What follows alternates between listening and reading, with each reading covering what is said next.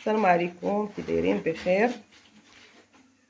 اليوم نشارك معكم واحد السيكار ديال البطاطا والفرماج. عندي هنا بطاطا ساكه صغيره، واحد نص كيلو ديال البطاطا، ولا ديروا الكميه اللي بغيتو. ساكه صغيره باش دغيا تسلق ليا، كنسلقها بالقشره باش مكيدخلش فيها الماء.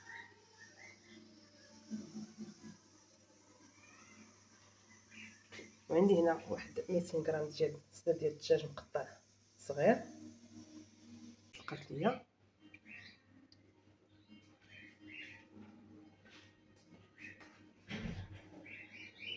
غادي نقطعها وهي باقا سخونه،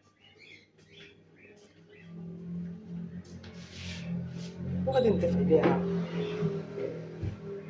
الدجاج والبصله ونخليها حتى كتبرد مزيان. عاد كنزيدو الفرماج والزعتر ونلويو السكر ديالنا. بعد ما بردت ليا البطاطا درت واحد الكميه ديال الزعتر ولا نسمو باش ما بغيتو. وهاد الدجاج ديالنا هو البصله حتى برد، عاد ضفتو على البطاطا. دابا غادي نزيد الفرماج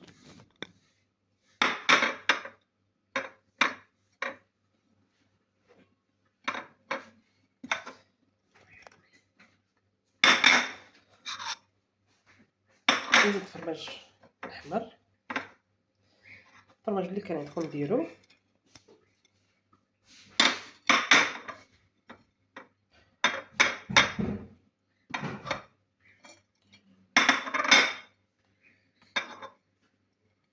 وغنخلطو كلشي مزيان. كيدخل داك الفرماج مع البطاطا والدجاج. بغيتو ديروهم بريوات ديروهم، بغيتو ديروهم سيكار يكون الاختيار.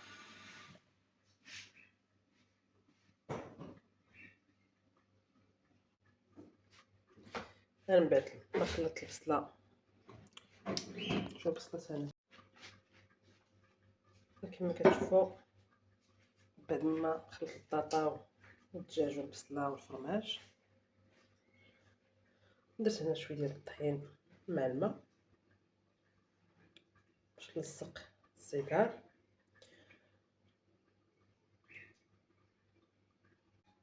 دابا كما شفتوا خطاس ورقه على 3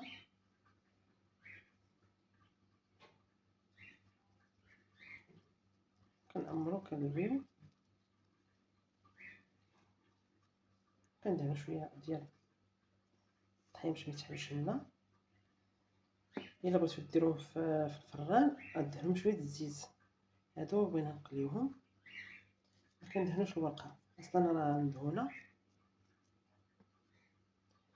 نعاود معكم واحده اخرى غنبقاو هكا حتى نكملوا الكميه كامله ديالنا ديال هاد العماره. رجعنا لكم انا كملت هاد الكميه عندي ديال السيكان. كما قلت لكم تقريبا واحد نص كيلو ديال البطاطا وشويه الدجاج والفرماج، وهذا راه نص كيلو غير ديال الورقه. راه كيعطي تبارك الله. دابا غنديرها في الفريكو حتى كتجمد ليا هكا، وعاد كنديرهم في شي طاسه ديال الثلاجه.